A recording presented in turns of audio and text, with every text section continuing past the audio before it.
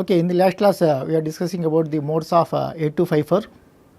So we have discussed the first three modes: mode 0, which is interrupt on terminal count; mode 1, programmable one shot; and mode 2, rate generator. So next one is mode 3. Mode 3 is square wave generator.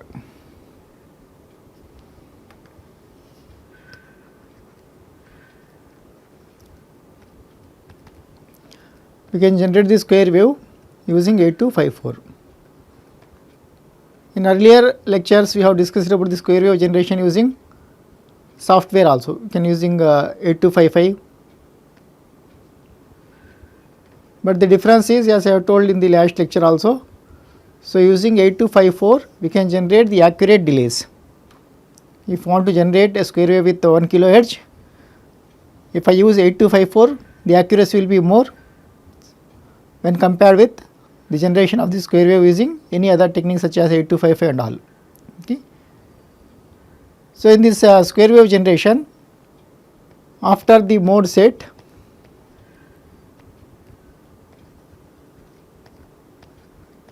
once the mode is set by using that control load register,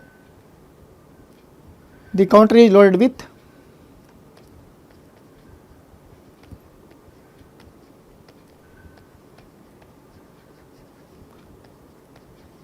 a count of n.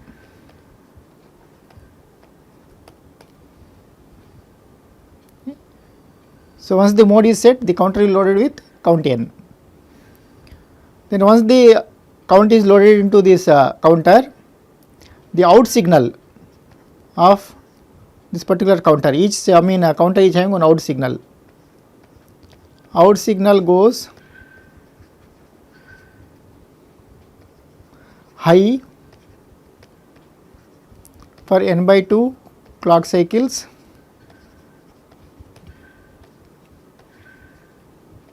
and low for the remaining n by 2 clock cycles, and the same process will repeats.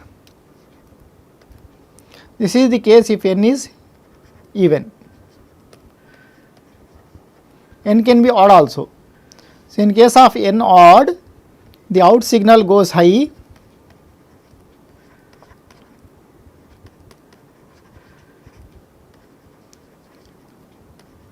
for n plus 1 by 2 clock cycles,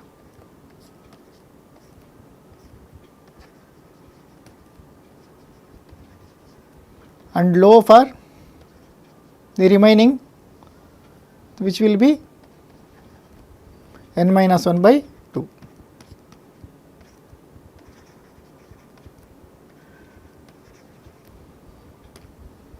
And the gate signal will be kept high.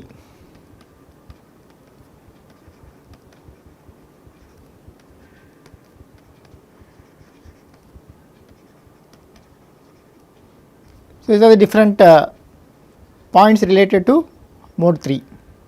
So if I take the waveforms, if I take the clock waveform here,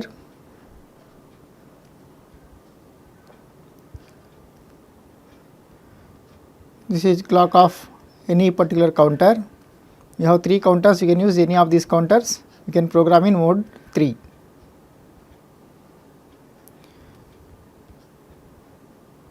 With respect to this clock, how this output will vary, out signal, for both the cases n is even as well as n is odd. High signal means gate signal I am not showing, which will be high. This is clock signal. Then the out signal will be high for n by 2 clock cycles and low for n by 2 clock cycles in case of n is even, whereas in case of n is odd, high for n plus 1 by 2 cycles and low for n minus 1 by 2 cycles. First I will draw for high, n is equal to even. So we know that the change which occurs at the negative edge of the clock. As I have told, there are 3 counters, 16-bit presettable counters, down counters, which operates on negative edge.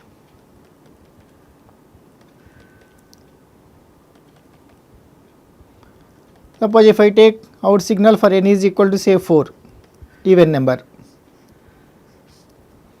then this will be on for 2 signals, this will be on here 1 and 2, then off for 2 signals, the same thing will repeats.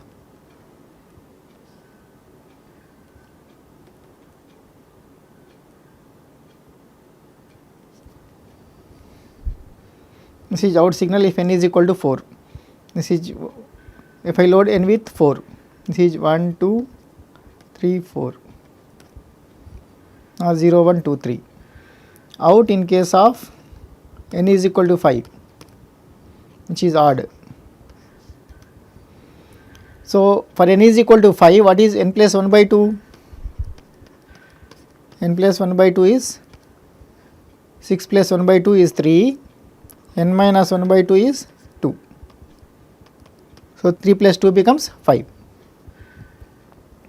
So, this out signal will be high for 3 clock signals and low for 2 clock signals.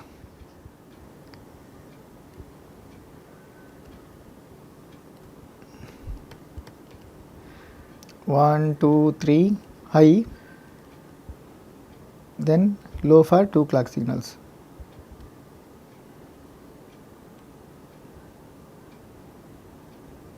Then again high for 3 clock signals,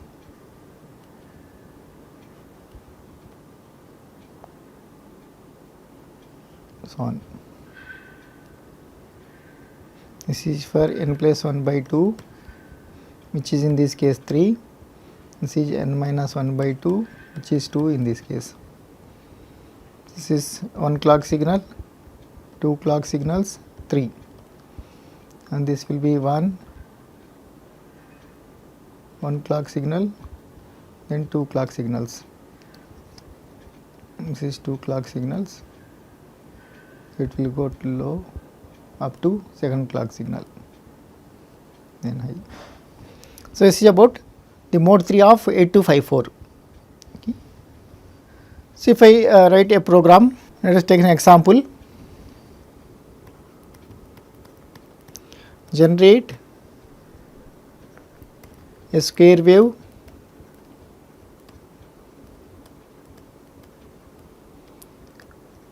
with a frequency of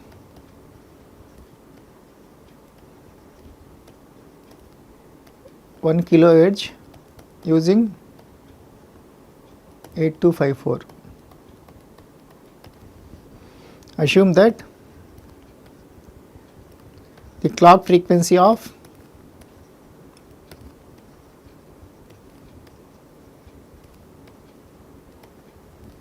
8254 is 1.5 megahertz. As I have told in the last class, the clock frequency of 8254 can varies from DC to 10 megahertz. Here I am considering 1.5 megahertz. So, write what is the solution for this problem. I have to generate 1 kilohertz signal. So, frequency of the signal that is to be generated is 1 kilohertz. Implies time period is 1 millisecond, right. So, the clock frequency of 8254, this is clock, you can call CLK. Frequency of 8254 is 1.5 megahertz.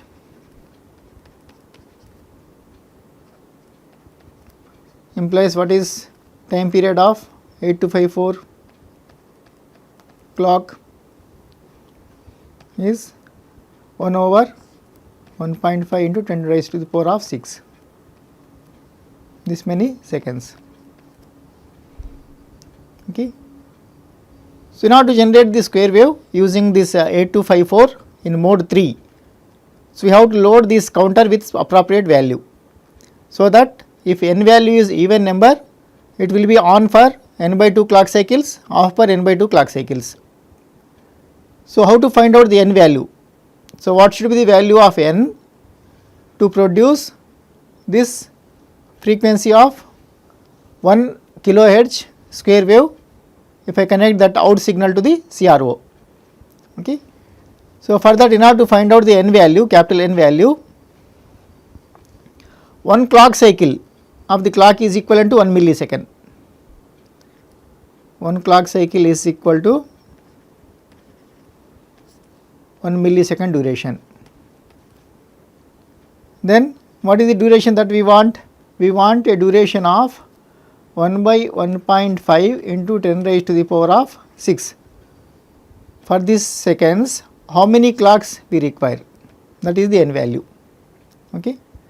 So, this will be the number of clock cycles n will be 1 millisecond divided by 1 by 1.5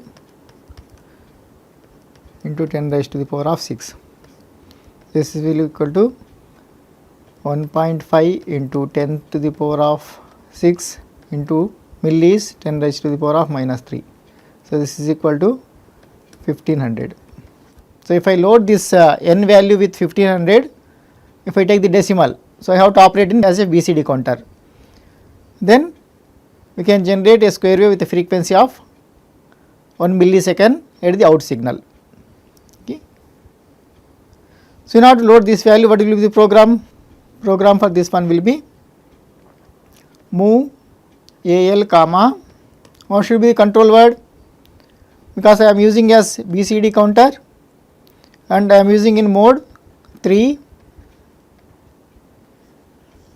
and count is 16 bit. Okay. So, if I form this control word register,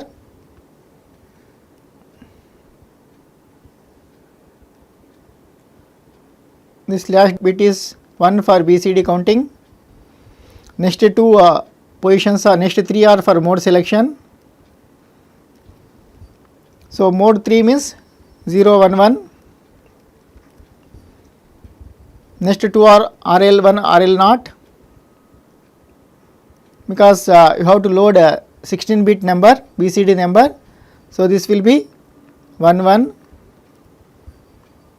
0 0 is latching, 0 1 is lower order 8 bits, 1 0 is higher order 8 bits, 1 1 is 16 bit. In that first it will load lower order 8 bits, then it will load higher order 8 bits, and this is select counter. I can use any counter. Okay.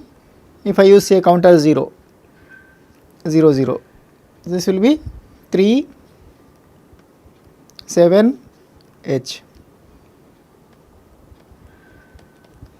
Out, the address of the control register is 03H for the interface connection that we have shown in the earlier class. AL, this is mode set. After that we have to load this count value onto the counter 0, because here you have selected counter 0. Okay. For that you take the lower order values of the count into AL 00H, then out onto counter 0 whose address is 00H comma AL. Counter 0 value is address is 00, counter 1 is 01, counter 2 is 02 and control word is 03 for the connections that I have shown in the earlier lecture. Then you load move AL comma, the higher order 8 bits of the count is 15, 15 out 00H comma AL. Here we will give 15 because you have set this as a BCD counter. 15 will be not be taken as a hexadecimal, it will be taken as decimal. Okay. Now we have loaded this, so we have to just jump here itself.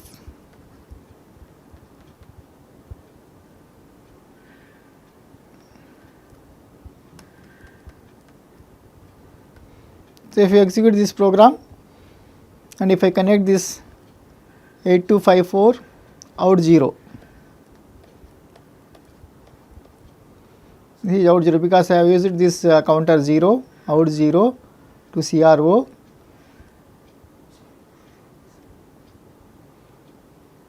We can observe a square wave with a precise accurate frequency of 1 kilohertz. This you have to connect to positive terminal negative terminal of this has to be connected to the ground signal of 8254. This is how you can generate square wave with a accurate time delays, accurate frequencies. This is about mode 3. The next mode is mode 4, software triggered strobe, mode 4.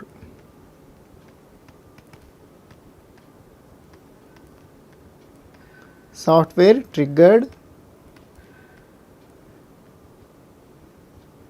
strobe.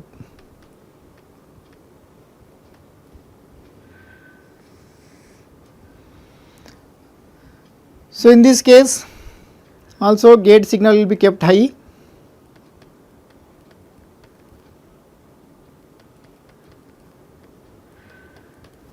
After the mode set, we have to load the count value onto the counter. These 2 points are same as that of the previous mode. Okay. Once the count is loaded into the counter, then what happens is this out signal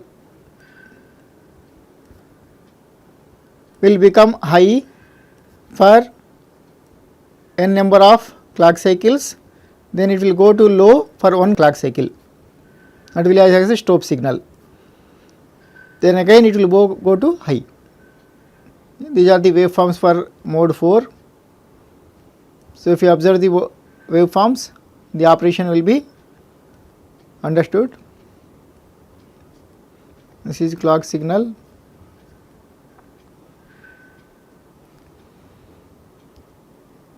If I take same n is equal to 4, this is clock, I can use any of the counters, right bar,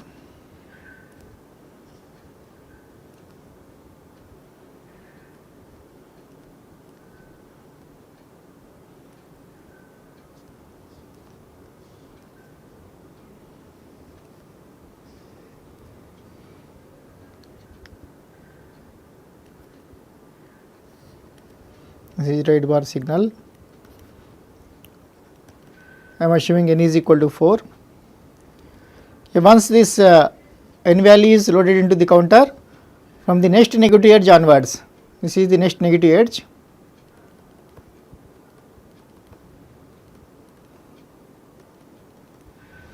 This is negative edge. The out signal remains high for n clock cycles and then goes low for 1 clock cycle.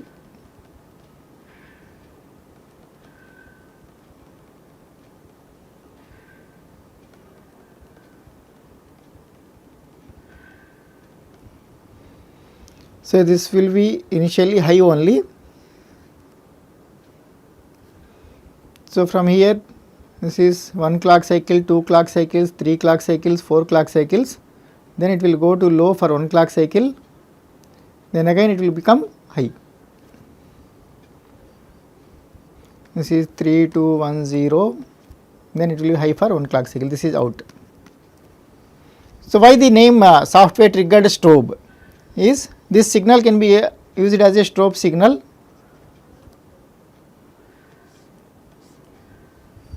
In many applications, okay. And why this is software triggered? The count is going to trigger the strobe.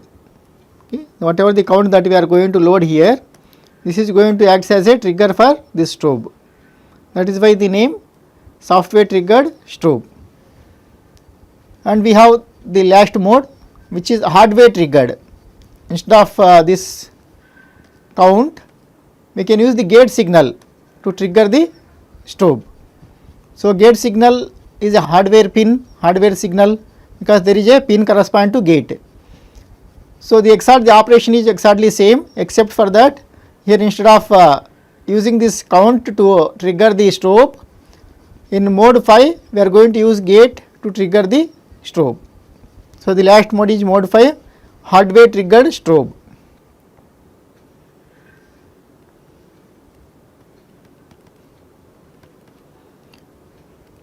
Mode 5 is hardware triggered strobe.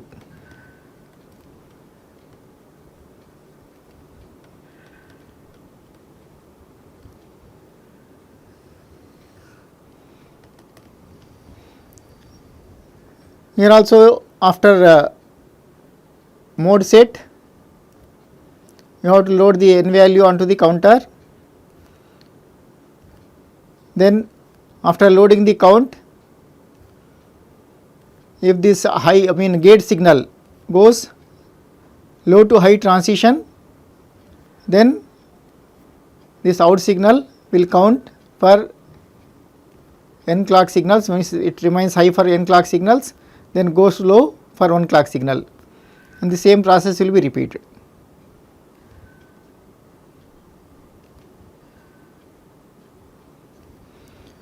This is clock signal and this is write bar signal. We have to give the count.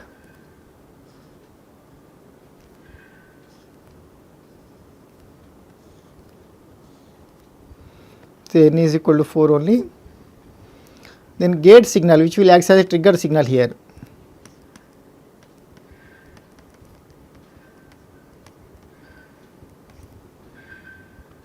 Has to be given as transition from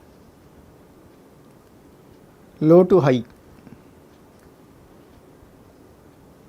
Then it will remain high, after some time again it will go to the low.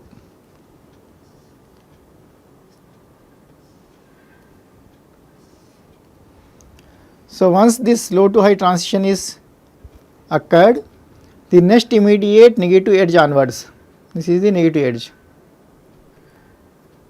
This occurred here, say, so the next negative edge is this.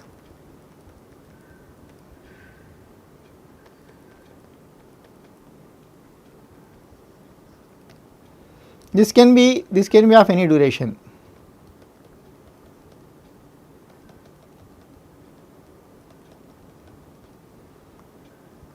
This is third clock signal.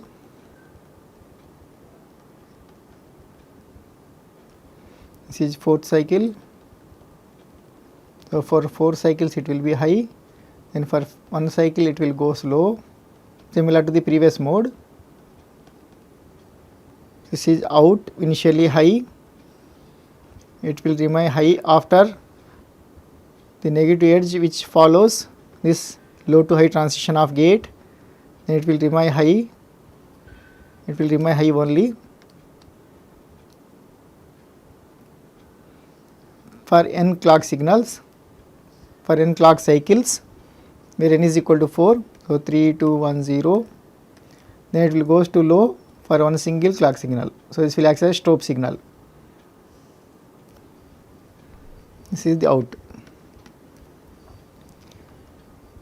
So here, because this stop will be triggered by this gate signal, gate is a hardware signal, there is a pin corresponding to gate, that is why the name hardware triggered strobe.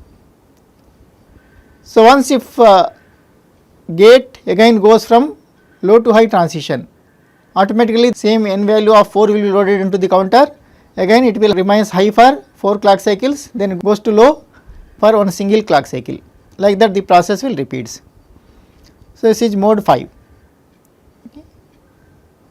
So this stop signal will be useful whenever you want to connect a slow peripheral with microprocessor. Okay.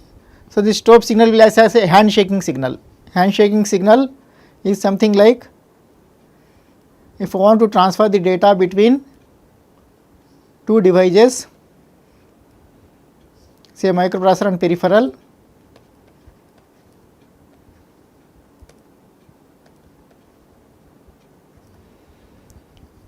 so initially the signals will be exchanged between these two before the data transfer will take place.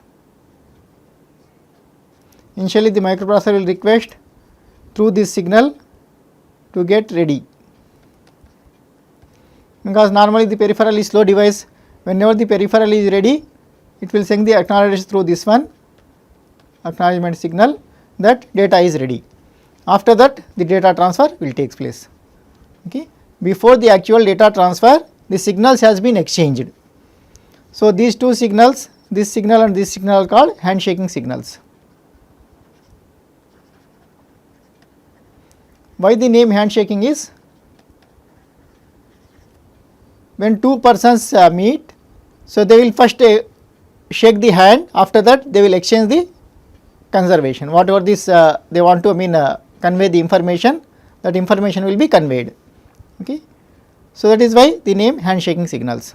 So, in such applications where the handshaking signals are required, we can use this strobe signals, either it can be hardware triggered strobe or software triggered strobe. So, this is all about 8254. So, we have discussed about the block diagram of 8254, then we have discussed about the control word register format, the interfacing of 8254 to 8086, then different operating modes of 8254. Okay. So, the next peripheral device is 8259, is called programmable interrupt controller. Programmable interrupt controller.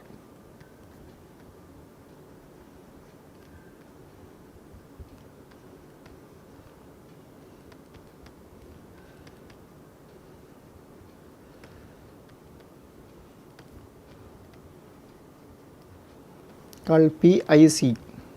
The IC number is 8259. It is exclusive IC 8259, which will act as programmable interrupt controller. First of all, what is the need of this programmable interrupt controller? So, we know that the microprocessor can be interrupted through the device, IO device.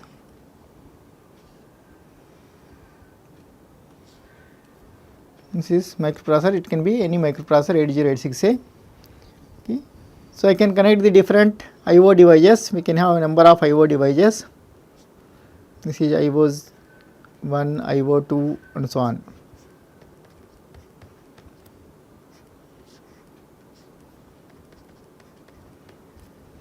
Suppose the number of interrupts of this one is more than or equal to the number of IO devices.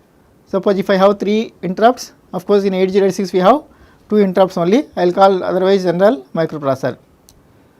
First I will explain the concept, so I will just call as general microprocessor. Because this 8259 is compatible with 8085, 8086 and some other microprocessors also.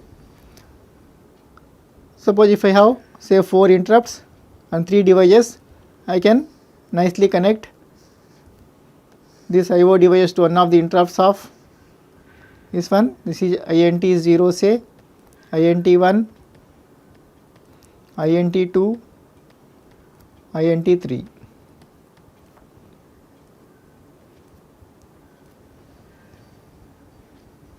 So, in this case there is no conflict, there is no conflict because the number of interrupts are more than the number of IO devices. So, when does the problem arises is if you have the number of interrupts less than the number of IO devices.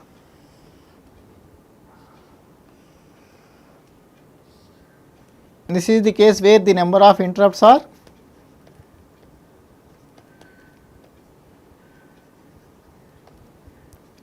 more than number of IO devices.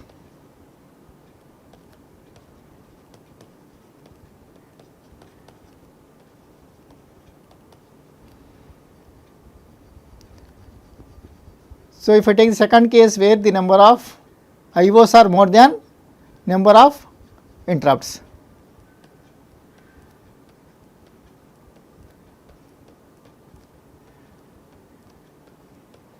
Suppose if I have only 2 interrupts and I have say 4 IO devices.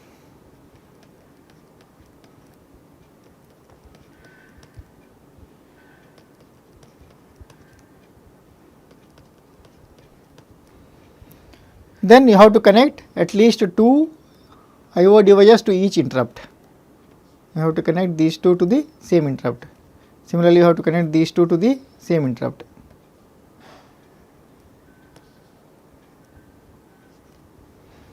In that case, you have to assign the priority and you have to resolve the problem. Okay. So, in order to resolve this problem where if the number of interrupts are less than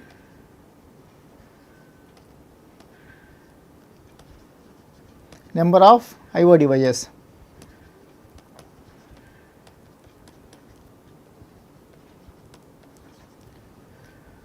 So, you have to resolve the priority problem and you have to interact with the microprocessor. Okay. There should be some sort of a mediator is required between the IO and microprocessor, which will manage the efficient use of this interrupt system. Okay. So, that manager is this 8259. 8259 will act as overall manager between the IOs and microprocessor. Okay. So, this will perform the various tasks like assigning the priority to the IO devices. Okay. The one with highest priority will be served first, after that remaining will be kept pending. Okay. So, all these operations will be performed by this 8259. This 8259 will act as the overall manager between the microprocessor and IO devices.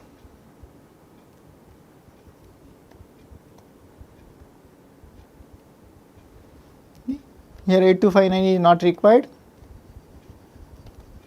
because number of IOs are less than number of interrupts.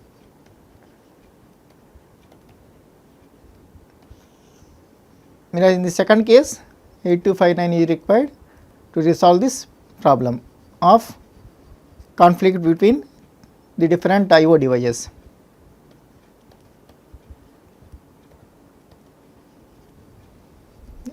So, what is the first block diagram of 8259? So, how this will resolve the problem? So, we will discuss in the next slide.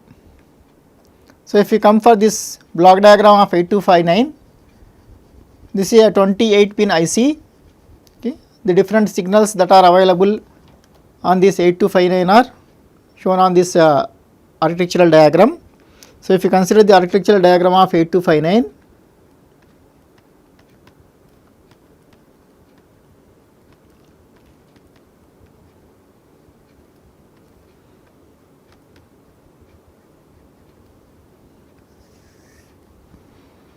there will be some internal bus,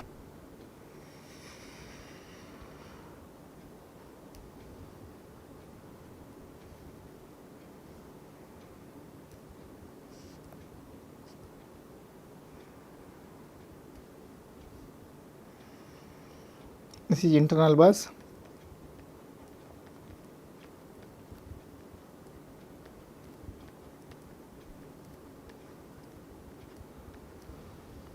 So, which will be used to communicate between the different blocks of 8259. So, the main important blocks are, there is some control logic,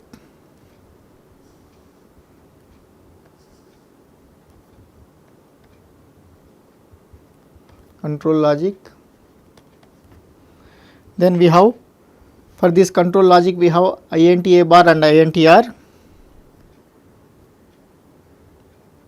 There are two signals which is called INT. I will explain the functions of all these signals in detail. This is INT A bar. INT A bar is the active low signal, so I have placed a bubble here. Normally a bubble represents active low signal. Okay. And then we have interrupt request register,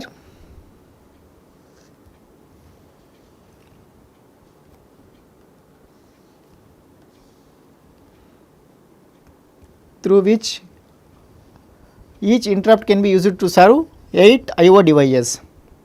There is one block called interrupt.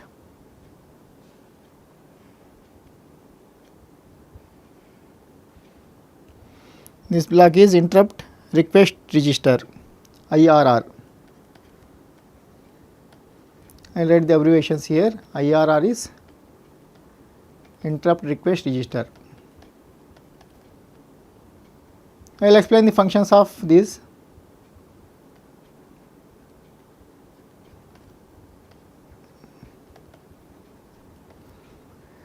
This will be having 8 signals, IR0 to IR7.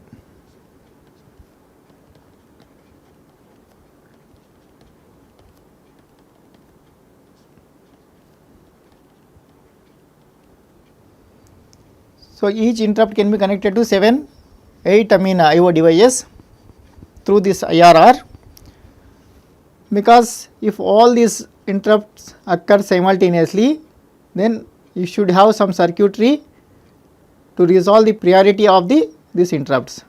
So, there is a priority resolver.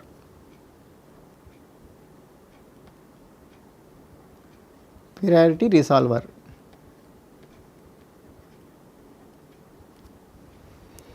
Then we have in service register, which keeps the record of the serviced interrupts. In service recorder register, ISR is in service register.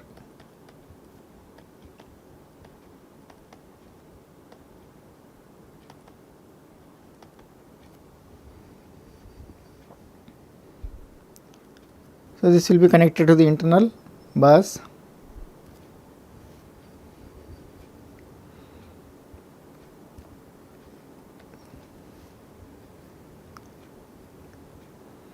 So, this is the connection between the control logic and these 3 blocks.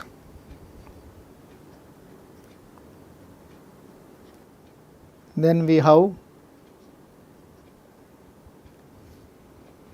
interrupt mask register. So, you have to mask some interrupts whenever more than one interrupt request the use of this interrupt of 8086 or any microprocessor. There is an interrupt mask register.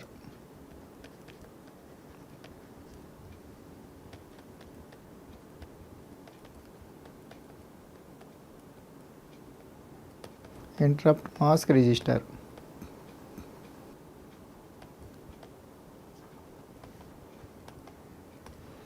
So, there are total now here 8 signals, here 2 signals, total 10 signals, and we have similar to this 8254, there is a data bus buffer which will be used to transfer this control signals and status signals of 8259 with microprocessor data bus buffer.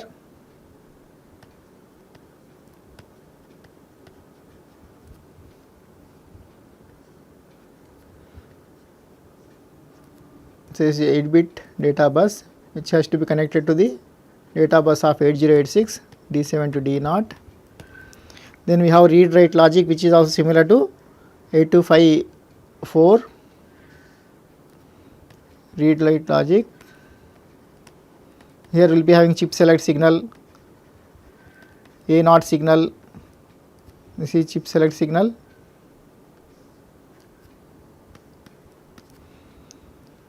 read bar signal, write bar signal. These are common with 8254 also. But in 8254 we have A1 and A0, whereas here we have only A0. A0 in connection with read bar, write bar signal will be used to select the different registers inside the 8259. There will be cascade buffer. We can cascade, one of the feature of this 8259 is we can cascade 3 8259s together. Cascade buffer, comparator,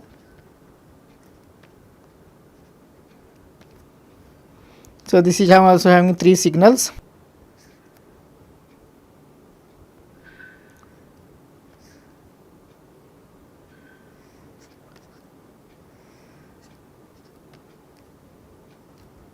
This is having 3 signals.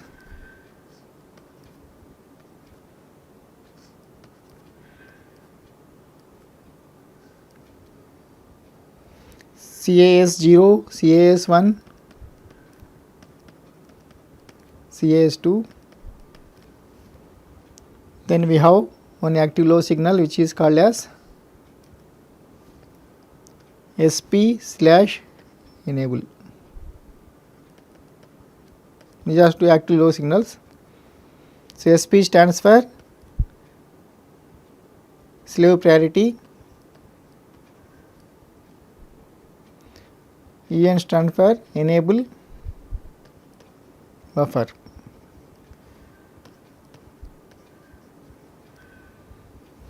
So, there are total 28 signals. There are 8 signals here. and this 8 signals here, 16 signals, then 2 signals here, 18, 19, 20, 21, 22, 23, 24, 25, 26, and there are 2 signals VCC and ground. This is a 8259 is a 28 pin IC. So, if you come for the functions of different signals, so whenever a IO device which is connected to one of the interrupts of one of these lines of this IRR register.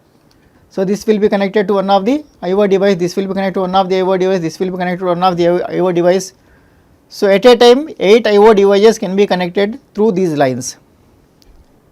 So, what this IPR will do is, so whenever the request comes, so it will store, it will give this as highest priority.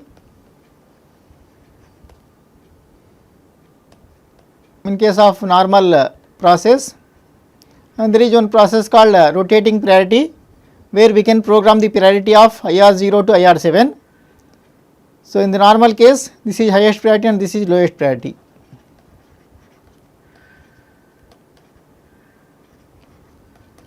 So, the signals that will be received through this IR0 to IR7 will be resolved, it will be assigned some priority, then the one which has to be processed is given to the ISR. So, how does this interrupt will be processed? So, correspond to each interrupt will be having one interrupt service subroutine. So, whenever the microprocessor is interrupted through this will be connected to the microprocessor. So, whenever the microprocessor receives this interrupt, the microprocessor control will transfer to the interrupt service subroutine. Okay. So, when how does this interrupt for the microprocessor will be enabled? So, based on this 8 requests, this will resolve this problem, and the one with highest priority will be considered, and that will be stored in ISR. Then after assigning this highest priority, this 8259, this complete 8259 will request the microprocessor through this signal INT signal for the use of that interrupt of 8086. Once the microprocessor is ready to accept this interrupt, it will acknowledge through INTA bar. Once this INTA bar becomes 0, so the interrupt branch address of that particular interrupt will be placed onto the data bus. So, the microprocessor control will goes to that address and it will perform whatever the task that is required for that particular interrupt. Then the last instruction of the interrupt service subroutine is I return, interrupt return, it will come back. Then the device with this next priority will be recognized and the corresponding address will be generated by this ISR, and that will be placed onto the data bus. The microprocessor control will goes to the that particular service subroutine and it will resolve. Okay. So, in that way we can process 8 IO devices if I use single 8259, whereas as I have told here, cascading of 8259 is also possible. If I cascade 3 8259s, then what happens is, correspond to each 8259 8 devices we can control. Okay. So, using these 3 we can have 8 combinations. So, we have 3 bits means 8 combinations and correspond to each combination we can have 8 devices. So, totally we can have 8 into 8, 64 IO devices can be connected in cascade mode.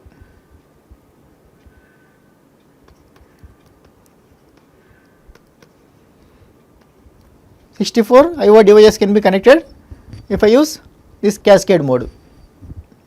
Because of these 3 bits, 8 combinations, and in each combination we have 8 different signals. So, total 8 into 8, 64 IO devices can be connected to this 8254. And this read bar, so whenever this microprocessor want to read the status of 8259 registers, so this read bar will be 0. Similarly, write bar means the microprocessor will write something. So, A0 in connection with this read bar and write bar will be used to select the various registers. So, these are the main functions of this. There is a slave processor mode. So, this will be used in cascading modes. So, enable buffer. So, how this 8259 will be cascaded we will discuss later. Okay. So, these signals are basically cascading signals, and this is also used for, because this is connected to cascade control, this SP bar by N bar. So, this is about the overall function of 8259. Similar to 8254, 8255, here also we have some control registers. By programming the control registers, we can control the operations between 8259 and 8086. So, the details of the control registers and how this control register can be programmed to service the IO requests we will discuss in the next lecture. Thank you.